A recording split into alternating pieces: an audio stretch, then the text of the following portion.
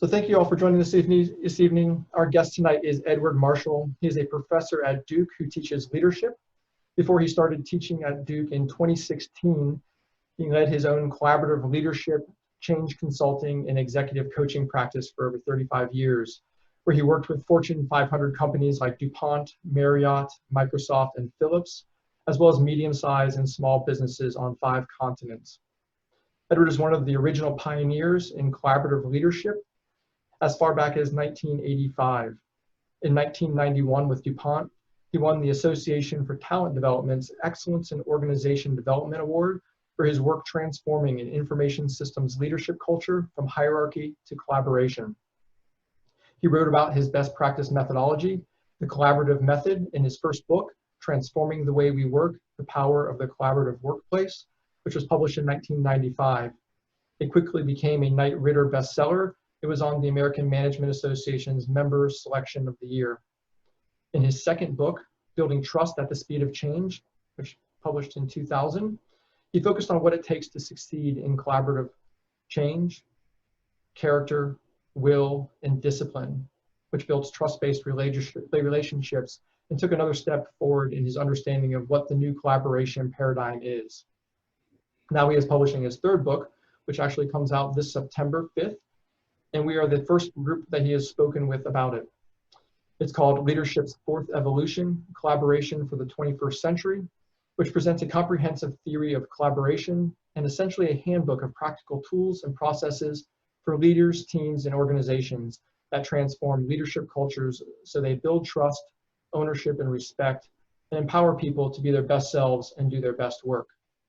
This handbook is a complete replacement for hierarchical leadership.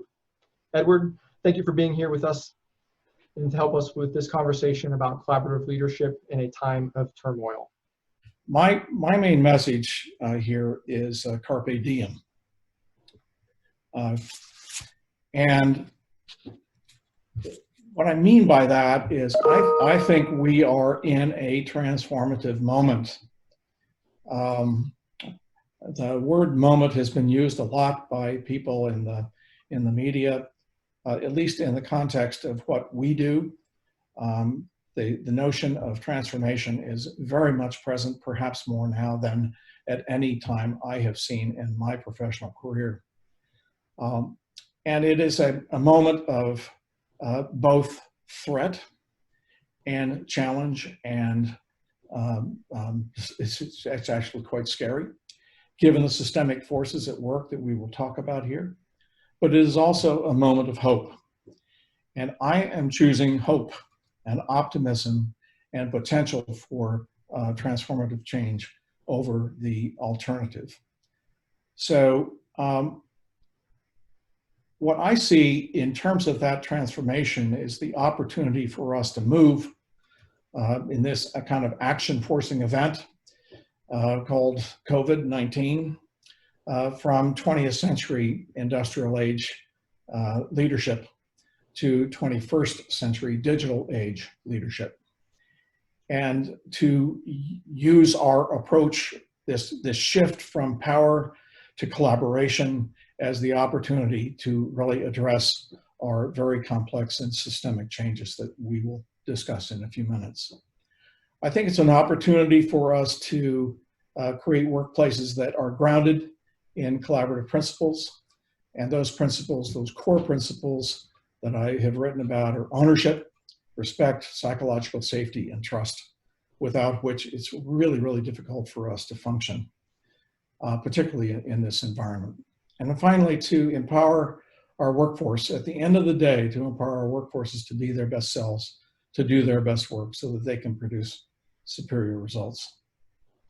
This sounds like it's a major shift for most company cultures, Edward. How do you see this carpe diem moment in terms of the turmoil that we are facing nationally right now? Well, you know, Ben, when I was first asked to have this conversation back a number of months ago, before the COVID crisis hit in March, I was hoping to have a conversation around the natural evolution that I saw of leadership. You know, we were dealing with, and still are in some respects, but There are more proximate issues. We're dealing with VUCA, volatility, uncertainty, complexity, and ambiguity in this globally interdependent world. And so there was that dynamic.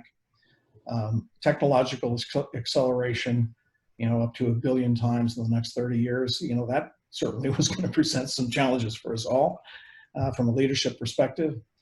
And the rise of the millennial Gen Z generation, whom I teach at Duke. 65% of the workforce in 2025 globally. So that also produces some very significant challenges from an organizational standpoint. So that's what I was hoping we were going to talk about. And then all hell broke loose.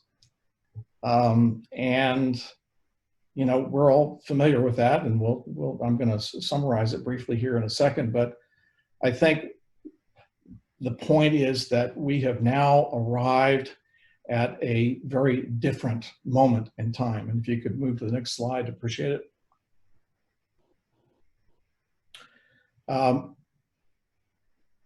The complexity of what we have to cope with now has ramped up substantially.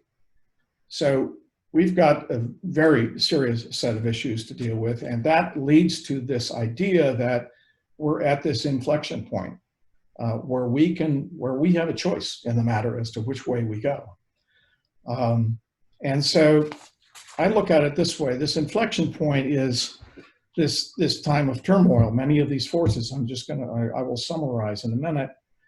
But what I'd like to emphasize here is that whether it's the economy or healthcare or climate change or institutional racism, these are systemic forces that have now all collided almost at the same time. It's happening all at once, all at the same time. And, so because of that, this has impacts upon each of us that we all know. We're all feeling it. I know I certainly am. And it's a moment when we again get to make the choice as to which direction we're going to go. I choose hope. I choose optimism. I choose collaboration as a way in which we can find our way together through these to the solution of these systemic issues. How are we going to move out of this situation? And we can't do it using leadership methodologies from the last century. We need to evolve all of our leadership style to a more collaborative approach, which we can talk about as to what that means, but ownership is at the core of it. And if we can do that, I believe that together we can find our way through. If we put our heads together, we can solve all of these challenges. I agree with you, Edward. And given the enormity of these very major issues that we're facing, I truly appreciate your optimism. It's needed. We can't get into any type of downward spirals. We have to learn how to address this and do it together. How do you see all of this turmoil? How does it create a transformative moment in how we lead in the workplace? Getting a little bit more specific into the workplace. Well, I think as we're going to discover, you can go to the next slide, as we're going to discover, all of those things that we just talked about have affect us individually, and they affect every single person that we work with. And so we're bringing that into the workplace. Those impacts psychologically, emotionally, the stress, the overwhelm, in addition to the logistical issues, some of the cultural dimensions of how we work in this environment, all of that comes into the workplace. So I think at the end of the day, the workplace is being redefined for good. That's my premise here. So let's take one of the one that everyone's dealing with now. Our children going back to school. In some cases, yes. Some cases, no. Are our students coming back to university? Some cases, yes. Some cases, no. Are we going back to the workplace? Some cases, yes. Some cases, no. But let me give you a kind of a scenario. So I'm going back to work. I'm the manager of a team. I've got a project team that's got a high visibility project, and we have to deliver in the next 6 weeks. It's got bottom line potential for my company, and I've got a 7-member team. Okay, so I get into, I've got my face mask on, and I've got my gloves or whatever other provisions I've made, I go to my socially distanced desk or office, and I ring up my teammates. Well, two of them got infected because they went to the beach on July 4th. And one of them's in the hospital, intubated. So now I've got 4 of my team members.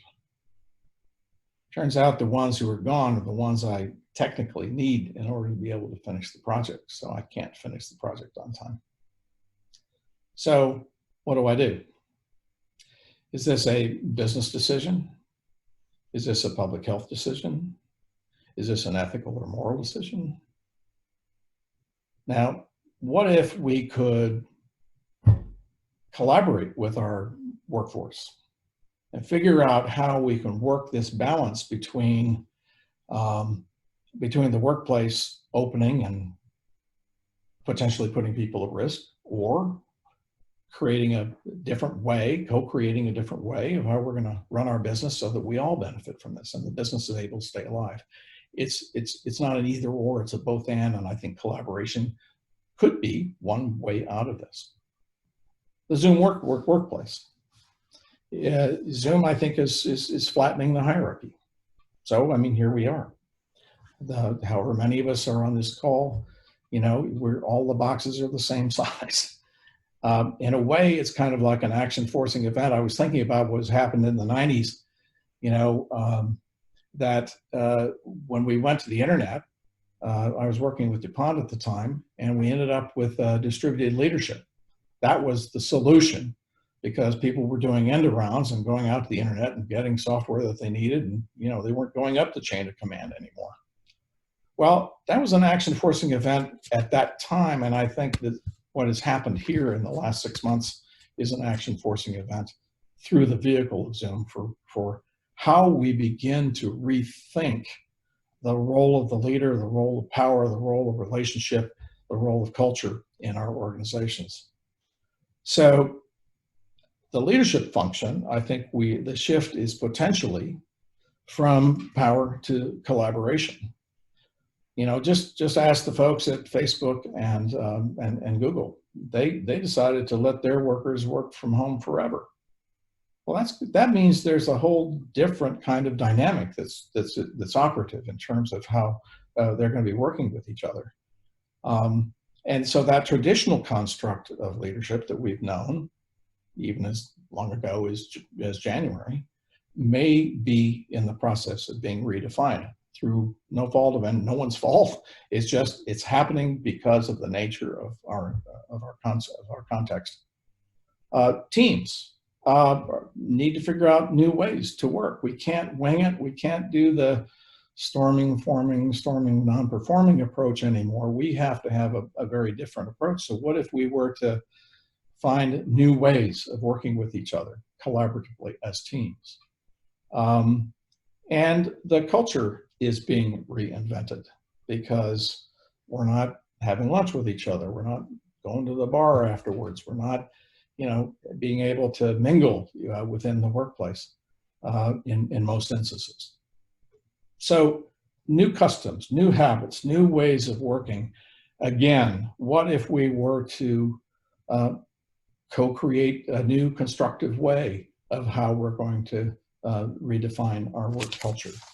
And then finally, and this is the one I've got a shout out to Ted Bachman. I want to thank you, Ted, for who's with us today. I want to thank him for his graciousness in our conversation a couple of weeks ago. It's where this idea really kind of emerged that, you know, look, pandemics are a fact of life now. They're part of our new reality. The head of the WHO says we're just in the early stages of this one. Vaccines, you know, while there's progress, you know, who knows how long it's going to take to be equitably distributed around the world to 78 billion people. The Project Predict has identified 160 other coronaviruses, and one of them just dropped on June 30th. It's a swine flu in China. So this is our new reality. And what Ted and I were talking about was, well, so how are we going to sustain our businesses over time? You know, I can keep my business afloat for 3 months or 4 months or 5 months with cash. Can I do that for 2 years? Probably not. And I don't want to go out of business. So perhaps we have this opportunity, this transformative moment, if you will, where we get to redesign or reinvent our businesses. What if we were to collaboratively co-create? What's the new business model? It's an opinion, but it's mine that, you know, the businesses that begin this now are the ones that are going to be thriving in 5 years. Again, we can't bury our head in the sand and act as if this stuff isn't happening. It is. It's happening to us every single day. But my hope is that we can transform this moment into one of positive choice and constructive choice through co-creating. And that's the conversation that I'm looking forward to having. 4 pieces. Strategy. I think we have an opportunity, let's say a leadership team could adopt this moment, take this moment to adopt collaboration, the movement toward from power to collaboration as a theme, as a strategic theme, that we want to create a collaborative leadership culture, that we could make a commitment to increase the level of ownership in the workplace, which is absolutely central to, it is the distinguishing characteristic of a more collaborative leadership culture. And then that we make a commitment to flatten the hierarchy. Some of that's already happening for us. I'm thinking of the CEO who was needed to breathe, perhaps because that may be that sense of I'm losing control. I always like to argue that they never have control anyway. It's all about influence these days and motivation. Secondly, I think in terms at the organizational level, it's all about people and it's all about ownership. So we could, you know, we need to remember that work gets done through people and that people take care of what they own. They don't wash rented cars. And if we can give them ownership over values, vision, mission, strategy, and any kind of a change process, that will help us engage their productive energy. And productive energy I define as being what I am prepared to give to the organization on any given day. If I feel safe, like the people of my publishing house do, they know that their physical safety is not being put at risk. Their productivity is through the roof. And productive energy, they feel a high degree of loyalty. They're willing to go the extra mile, they're willing to take a risk and so forth. We've seen, at least in my work over the last few decades, that as you move toward a more collaborative work environment, that productive energy goes up. We can actually, at least in the measurements I've done, you can double. It's typically around 30 to 40%. And in these difficult times, it might even be less. But we can actually, I've actually been able to demonstrate you can go to 70 or 80%. That means you can do twice as much with the same number of people. Teams, I'm going to suggest that collaborative teams, there's a process called a collaborative team governance process, where teams can actually, instead of forming that approach, you actually front load the team to create how you're going to work together at 100% consensus agreements for how you're actually, you know, whether it's decision making or conflict resolution or communications, you actually agree to how you're going to work with each other. And then finally, in terms of leadership, we can all go on this journey. There is a journey. It's called a collaborative leadership journey. I use it in executive coaching. I use it with my students. It's a process of clarification and self-reflection. It's about really understanding what my core values are and what my mission and vision and purpose on this planet is. It really is about my emotional intelligence and understanding what my style is. But it's a 10-step process, and it's, you know, many of us are already on that journey, but it can provide some structure and support for us. So those are 4 areas where I thought we could hopefully find some shared interest. And let me just have a closing slide here, and then we'll go to our general discussion. So if you go to that next slide, Ben.